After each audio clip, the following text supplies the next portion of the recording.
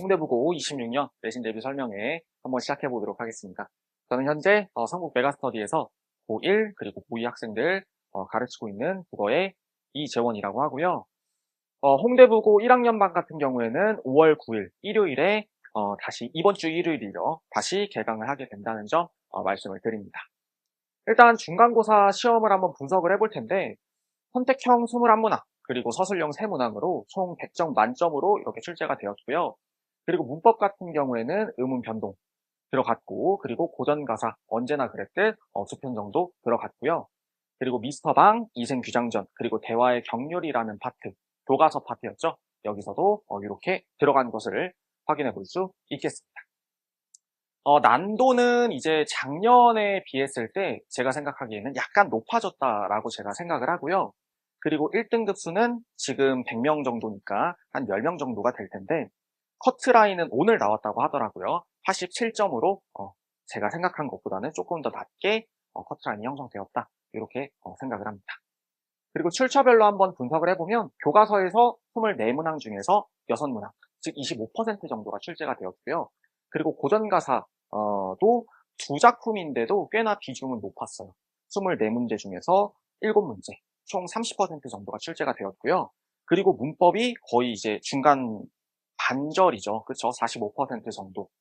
그리고 이제 문제들을 다 분석을 해보면 좀 어렵고 난도가 좀 있었고, 그리고 등급을 좀 가를 법한 문제들은 모두 다 문법에서 출제가 되었다라고 판단이 됩니다. 문제 특징이라고 한다면 이제 학교 선생님이 문법을 정말 심화 전공하셔서 이 문법 문제에 있어서 심도 깊은 굉장히 문제들이 많이 출제가 되었고요. 그리고 고전 가사, 이따가도 제가 보여드릴 테지만 제가 학생들한테 매주 실시했던 이 빈칸 테스트에 정말 모든 문제와 모든 선택지가 다 들어가 있었다고 해도 과언이 아닌데 학생들이 실수만 하지 않았다면 꽤나 잘 점수를 얻어갈 수 있지 않았을까 생각을 하는 부분입니다. 그리고 앞서 말씀드렸듯이 커트라인은 한 87점 정도에서 형성이 되었습니다. 자, 그러면 문법에서 좀 어떤 문제가 좀 어려웠는가? 가장 어려웠다고 제가 생각하는 건 14번 문제였는데 학생들이 그냥 국외음화에 대해서 공부할 때는 보통 요 정도만 외웁니다. 그냥 단순하게 외운다는 거죠. 국외음화는 좋은 위치, 방법이 모두 바뀌는 거고 유음화나 뭐 아니면 비음화 같은 건 좋은 방법만 바뀌는 거야 라고 단순하게 외우는데 이 문제를 맞추기 위해서는 국외음화라는 게 일어나는 어떤 근본적인 원리까지 알았어야 되거든요. 국외음화라는 건 결국 동화현상이기 때문에 단순하게 디귿과 티읕이 지읒과 치읓으로 그냥 교체되는 게 아니라 이나 반모음 이라는, 즉 국외에서 나는 모음의 영향을 받아서 국외음인 지읒이나 치읓으로 변해간 것이다. 이런 어떤 국외음화가 발생하는 어떤 근본적인 원인까지 알고 있었어야 학생들이 확실하게 이해하고 풀 수 있었던 문제가 아닌가라고 생각을 합니다. 단순하게 그냥 암기했었던 친구들은 되게 좀 많이 헷갈려 했을 거고, 그리고 이 문제를 채점하고 틀린 친구들 꽤나 여러 명이서 또 이 문제 되게 어려웠다라고 이야기를 하더라고요. 그리고 이제 현대 소설과 관련해서도 꽤나 이 교과과정 외의 어떤 개념이 나왔었는데요.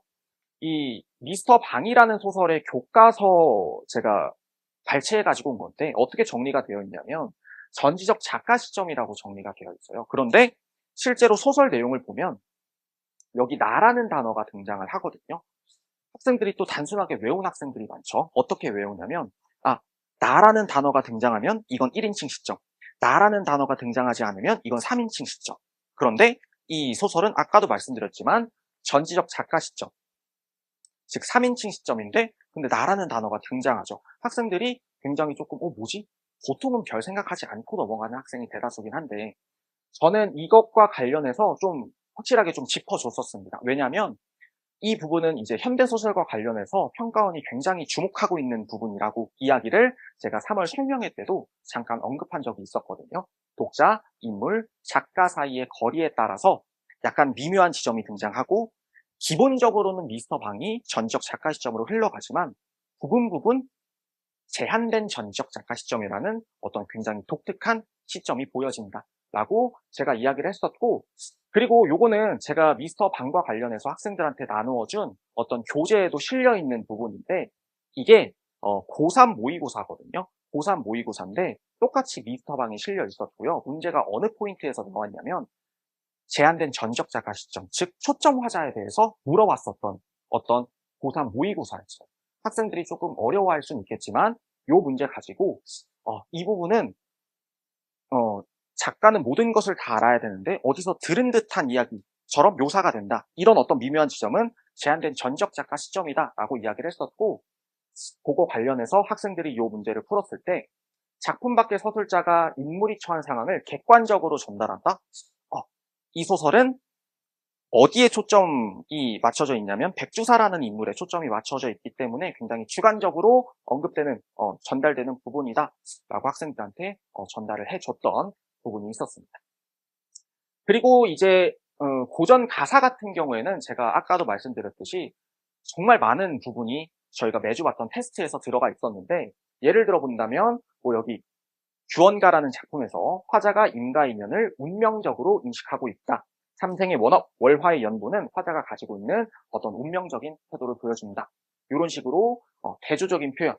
과거에는 화자가 굉장히 아름다운 설빈화한의 모습을 가지고 있었지만 지금은 조금은 보기 싫은 연목가증의 태도를 가지고 있었고, 서로 대비되는 어떤 표현을 통해서 자신의 처지를 한탄하고 있다. 이렇게 한탄하고 있다. 그대로 제가 만들어준 어떤 테스트지에서 어떤 선택지들이 그대로 출제된 걸 확인해 볼 수 있을 것 같습니다. 화자의 상황과 대비되는 것, 견우와 직녀에 대한 이야기도 제가 테스트지에 만들어 놨었고요. 그리고 이제 다음 문제도 한번 살펴보면 계절을 나타내는 소재, 삼춘, 화류, 봄 나타낸다 이렇게 나와 있었고요. 그리고 어떤 한탄과 자조적인 표현, 운명론적 사고와 체념적인 어떤 태도, 이렇게 한탄, 체념, 운명론적인 가치관, 그대로 제가 정말 매주 실시했던 어떤 테스트지에 나와 있었던 것을 저희가 확인해 볼 수 있겠습니다. 그리고 이 의문형 문장이 서리법이라는 것만 연결 지을 수 있었으면 이 작품에는 서리법이 너무나도 많이 나와 있었고요. 그리고 무인으로서의 기계가 나타난다. 우국충정이죠. 나라를 지키려는 우국충정의 마음이 드러나 있다. 이런 식으로 좀 테스트를 꼼꼼하게 많이 좀 틀렸으면 제시도 좀 보고 했으면 실수하지 않고 잘 넘어갈 수 있지 않았을까 생각하는 부분입니다. 네. 그리고 이제 학생들이 많이 좀 불평을 해요. 왜냐면 딱 봐도 이거 현대어로 외우고 이제 연습하기가 딱 봐도 너무 싫어 보이거든요. 학생들의 입장, 지금 중학교 올라온 학생들한테는 더 그렇겠죠. 그런데 현대어를 꼼꼼하게 외워야 되는 이유가 이 적으나 저흘소냐를 조금이라도 두려워하겠는가 라는 걸 현대어로 정확하게 알고 있지 못했으면 여기 이제 4번 선택지에 외적이 두렵지만 지금 조금도 두려워하지 않고 있는 거죠. 이런 어떤 문제를 풀 때 조금 더 꼼꼼하게 현대어 테스트를 암기하고 이렇게 공부한다면 요것도 충분히 맞출 수 있는 어떤 문제였다라고 생각을 합니다. 요것도 마찬가지고요. 이거는 그리고 학교 선생님도 굉장히 강조를 했었던 부분이긴 한데 제 테스트지에서도 나와 있었다는 걸 제가 보여드리기 위해서 가지고 온 거고요. 보면은 옛날 배안에는 술상이 많았다. 그런데 지금은 대검장창뿐이다. 그래서 옛날 배안에는 대반이 낭자했었는데 현재 배안에는 대검장창뿐이로다. 이런 식으로 서술형 정답지도 그대로 제가 조금 만들어 놓은 것을 확인해 볼 수 있을 것 같습니다. 그리고 이제 학생들이 이제 수업 시간에 선생님 이거 저희 학교 선생님이 시험에 나온대요 라고 계속 이리저리 저한테 던져요. 이리저리 던지면 제가 그거를 다 취합을 하거든요. 다 취합을 해서 제가 직보 때 한 번에 애들한테 깔끔하게 다 정리를 해줍니다. 그리고 거기서 시험 문제가 실제로 정말 많이 출제가 돼요. 그래서 학생들이 제가 알기로는 이 주변 학원에서 홍대 부고는 제가 가장 많이 데리고 있는데 이 부분과 관련해서도 좀 학생들이 많아서 이리저리 학생들의 정보를 모을 수 있고 그거를 동시다발적으로 학생들한테 전달해 줄 수 있다. 그래서 조금이라도 더 점수를 올릴 수 있다. 이것도 하나의 장점인 것 같습니다. 이런 식으로 시험에 나온대요 라고 하면 실제로 나옵니다. 그 학교 선생님이 문제는 솔직히 말해서 조금 어려운 편인데 근데 꽤나 많이 힌트를 주세요. 그래서 필기 같은 것도 좀 많이 중요하고 그 필기를 모아서 학생들한테 좀 깔끔하게 전달해 주는 것도 굉장히 좀 중요하다고 생각을 합니다. 그리고 이제 문법 관련해서는 저희 반 학생들이 진짜 점수가 높은 편이거든요. 문법 많이 틀린 친구들 정말 많은데 제가 이렇게 다른 학교 내신 기출 다 모아서 모의고사 형태로 학생들에게 풀렸고요. 요거 난이도가 꽤 있습니다. 그리고 800문제 다 안 푼 친구들도 있지만 웬만해서는 이제 800문제 다 풀었는데 이 800문제를 가지고 좀 훈련을 하면서도 아이들이 문법에 대해서만큼은 조금 더 자신감 가지고 많이 잘 맞출 수 있지 않았을까 생각이 듭니다. 그리고 복습 영상 같은 거 제가 처음 3월 설명회 때 언급해드린 것처럼 다 전달을 했고요. 그리고 관리 프로그램 이런 거는 이제 제가 초반에 설명회 할 때 다 말씀드린 부분이라서 여기는 좀 빠르게 넘어가 보도록 하겠습니다. 자, 기말고사 같은 경우는 저희가 이제 1학기 기말고사에 나가는 게 문법 요소라는 걸 나가게 되는데 희동, 사동 아니면 높임 막 이런 걸 나가게 돼요. 그런데 이걸 조금 더 심화적으로 우리가 배우기 위해서는 저희가 빠져있는 링크, 단어와 형태소까지 알면 정말 심화적인 개념까지 시험 범위도 다뤄볼 수 있거든요. 그래서 일단은 개강하고 나서는 단어랑 형태소 파트를 먼저 들어갈 것 같아요. 그리고 천천히 문법 요소 들어가면서 진행을 해볼 예정입니다. 고전은 계속해서 이제 현재 테스트 볼 거고요. 그리고 문법도 제가 앞서 말씀드린 그런 교재라던가 아니면 모의고사 같은 거 가지고 계속 충분하게 대비를 시켜줄 예정입니다. 네, 그러면서 시험 범위가 업데이트 되면서 본격적으로 기말을 대비해 볼 예정입니다.